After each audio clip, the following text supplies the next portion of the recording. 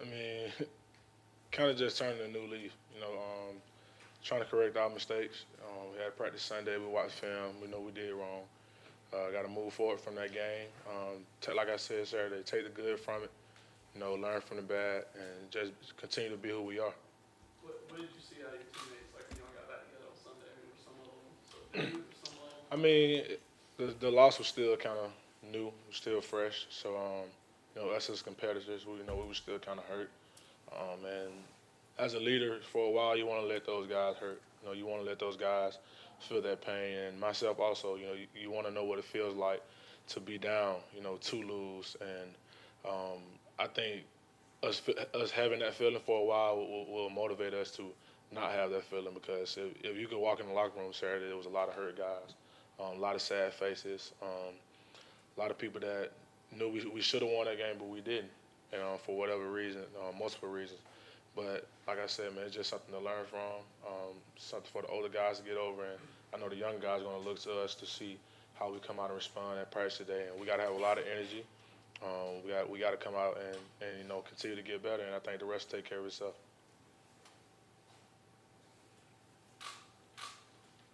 Deshaun, a team that hasn't, had a lot of penalties and beaten itself the last Mm. couple of years, how frustrating is that through three games to look up and see so many penalties? I mean, it's frustrating because, like you say, it's not something that we do. We got to correct that. That's not Auburn football. That's not how we want to play. At all. So the things that we're doing wrong, just on the technique end of it, we have to fix because obviously it's hurting our team on the defense side of the ball and on the offense side of the ball. And it's something that we pride ourselves on. And I mean, we just got to find a way to get better at it. Just look at the big picture of the defense, how you guys play. Where do you need to get better moving forward? I mean, first off, we did a lot of good things on defense. We did a lot of good things, but I mean, in a win or a loss, it's going to be always things that you can correct. But some things that we did wrong on Saturday, mostly it was just us, Auburn being Auburn. Some communication things, the technique side of it, like I was just saying, with some penalties, whether it was face mask or pass interference, whatever the case may be, it's some things that we got to correct because for whatever reason, we're extending drives for ourselves. Just speaking on the defense, we're extending drives on ourselves from getting penalties on third down or second down. Not playing the proper technique, not getting the right ref fits. I mean, we're a good defense, but we have the ability to be great. And our coach and myself, we were talking about Sunday that we're tired of people saying that we're good.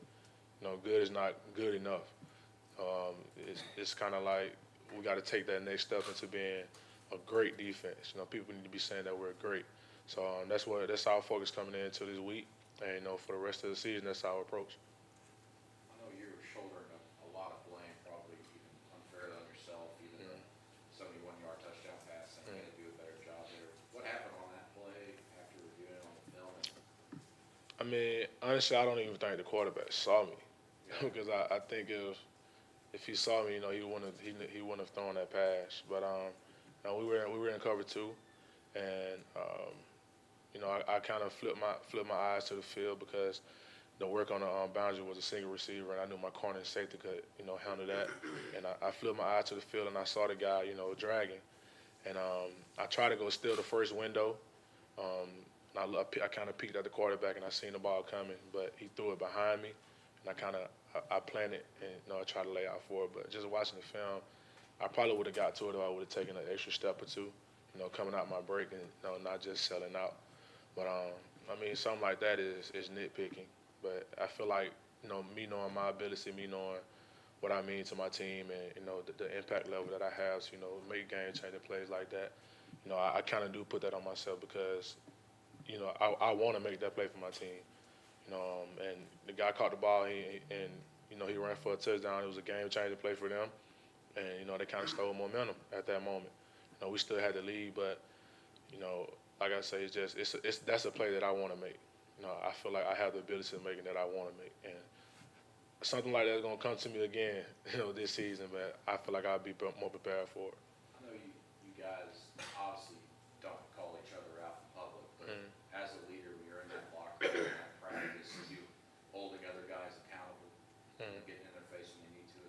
Oh yeah, but I think at being a good leader, you have to know who you're leading. You know, you have to know who you're talking to. You know, I can't talk to some guys in the back end all the same. You know, all my linebackers don't take, you know, criticism all the same. Some guys you can yell at, you know, you can get in their face. Some guys, you know, you don't really have to talk to. You can give them a look and just be like, come on, and the job is done. So I think being a good leader, you have to know how to lead, you know, a certain person the correct way.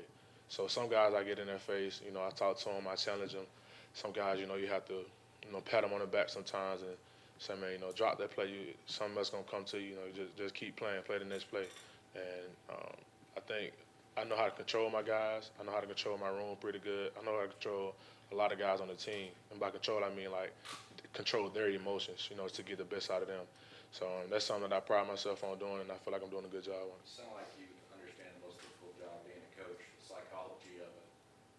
Yeah. I'm sure you, I mean, we already heard about defensive coordinator stuff, but it sounds like you would think of yourself as the 11th assistant out there. I mean, I could say that. I mean, I want to be a coach. As I'm done playing football, it's something that I definitely would probably get into. But I think being a leader somewhat, you know, trigger down, or being a leader somewhat trigger down to being a coach. You know, you want to be that extra coach on the field. You know, you want to be that extra coach in the meeting room. You know, you have to be able to stand in a setting like this and talk to all of your teammates and get them to respond to you, you know, when you're going onto the field. So, you know, I mean, I have a lot of great examples around me. There's a lot of great coaches around me. Going back to my high school days, I've seen, you know, some great leaders, some great coaches, and there's some bad things that I've seen also that I don't want, you know, to come out of me. I don't want to lead that way. I don't want to coach that way, you know, when I get into that profession.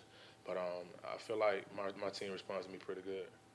Sean, when you talk about the defense going from good to great, Mhm. how important is it to improve the pass rush to do that, especially against LSU? I know they're max protected. Yeah, I was just about to say that game was kind of.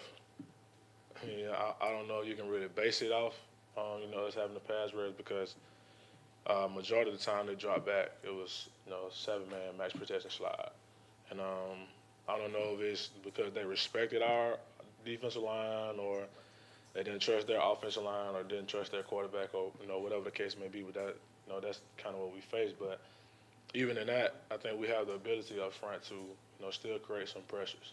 You know, still get the quarterback, you know, off his mark and get him moving his feet to try to create some ill-advised throws or something like that. But it's too early to say that we have pass rush problems. I think, you know, just the third week or going on the fourth week right now, still a long season.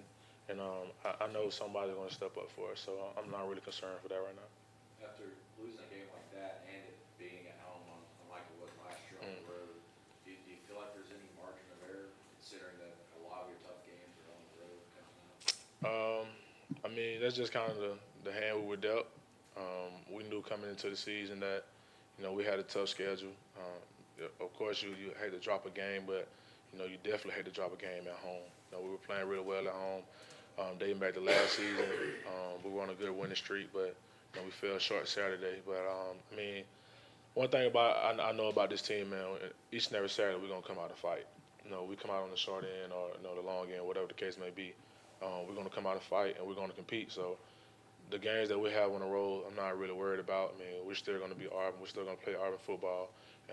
The rest will take care of itself.